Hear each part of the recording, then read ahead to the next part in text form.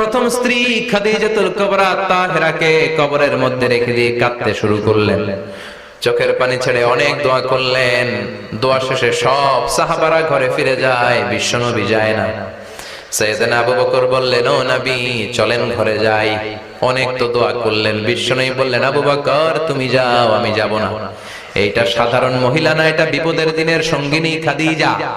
মক্কায় যখন আমার কেউ ছিল না, খাদিজা আমারে ভুলে নাই। 3 বছর কাফিররা আমাকে জেলখানায় বন্দী রেখেছে, নাম শিয়াবে আবি তালেবের জেলখানা। আমার স্ত্রী ওই জেলখানার জীবনেও আমারে ছাড়ে নাই, আমার সাথে 3 বছর খাদিজাও জেল খেটেছে। এই একটাই মহিলা, যেই মহিলাকে আল্লাহ আরশের উপর থেকে সালাম দিয়েছে, মহিলাটার নাম খাদিজা। আল্লাহু আকবার। আমার সব সন্তান আল্লাহ খাদিজার পেট থেকে দিয়েছে। ফাতিমাতুজ জোহরা খাদিজার মেয়ে, জাইনাব খাদিজার মেয়ে, উম্মে কুলসুম খাদিজার মেয়ে, রুকাইয়া খাদিজার মেয়ে, আবুল কাসেম বিশ্বনবীর ছেলে খাদিজার ছেলে, আব্দুল্লাহ যাকে তাইয়্যিব এবং তাহের নামে আমরা চিনি, সেও খাদিজার ছেলে। সুবহানাল্লাহ।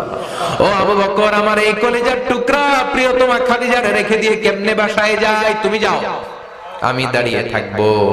এখনই মুনকার নাকির এসে খাদিজারে প্রশ্ন করবে, আমি দেখবো খাদিজা উত্তর দিতে পারে কিনা। আর প্রশ্নের উত্তর যদি ভুল করে ফেলে, কবরের উপর থেকে আমি নিজে প্রশ্নের উত্তর দিয়ে দেব। সাইয়েদনা জিবরাইল বললেন, নবী আপনারা দাঁড়িয়ে থাকার দরকার নাই, আবু বকরের সাথে ঘরে চলে যান। আল্লাহ জানিয়ে দিয়েছে, খাদিজার কবরের প্রশ্নে যদি কোনো সমস্যা হয়, আরশের উপর থেকে খাদিজার প্রশ্নের জবাব আল্লাহ নিজে দিয়ে দিবে। এজন্য কবরের আযাব থেকে বিশ্বনবী পানাহ চেয়েছেন। বিশ্বনবী বলেছেন, আল্লাহুম্মা ইন্না নাউযু বিকা মিন আযাবিল কবর। ও আল্লাহ, কবরের আযাব থেকে তুমি আমাদেরকে বাঁচাও। পড়েন আমিন। কবরে মুমিনদেরকে 4টা প্রশ্ন করা হবে, কাফিরদেরকে 3টা প্রশ্ন। চিৎকার করে বলেন, মুমিনের প্রশ্ন কয়টা? আর জোরে বলেন। প্রথম প্রশ্ন, মার রব্বুক, তোর রবের নাম কি? আমরা কি বলবো? আল্লাহ আমারে রব, এই রবি আমার সব, দমে দমে তনু মনে তারি অনুভব। আল্লাহ আমারে রব, এই রবি আমার সব। পড়েন আমিন। দ্বিতীয় প্রশ্ন, আমার দিন, উত্তর দিনের নাম কি? ধর্মের নাম কি?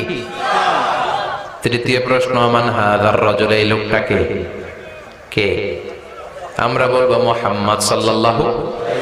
3টা প্রশ্নের উত্তর যখন আপনি কবরে করে দিতে পারবেন, অতিরিক্ত একটা প্রশ্ন, ওয়ামা ইলমুক। এই যে 3টা প্রশ্নের উত্তর পাল্লা, কেমন করে উত্তর জানবা?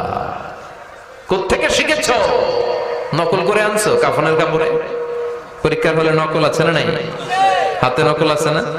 পায়ে নকল, মোজার ভিতরে নকল আছে না নাই? মোবাইলে নকল আছে না নাই? নকল থেকে আল্লাহ তুমি বাঁচাও। আরো আস্তে কোন আমিন। কিভাবে জানলা? কেমন করে 3টা প্রশ্নের উত্তর শিখলা? What is the source of your knowledge? তথ্যসূত্র কি? আপনাকে বলতে হবে, আমি যেই কিতাবটা থেকে শিখেছি কিতাবটার নাম কি? চিল্লায় বলেন, কি নাম? এই কিতাবটা হলো কোরআন। আপনাকে বলতে হবে, কোরআন থেকে আমি শিখেছি, বিশ্বনবীর হাদিস থেকে আমি শিখেছি। 4টা প্রশ্নের উত্তর যখন পারবেন, ফেরেশতারা বলবে, আহলান সাহলান, খুশ আমদেদ, কংগ্রাচুলেশন, বাহ বাহ, তুমি তো চমৎকার পেরেছো। ফায়ুফসাহু লাহু কবরুহু 70 যিরাআন, মুমিন বান্দার কবরটা 70 হাত লম্বা করে দেয়া হবে।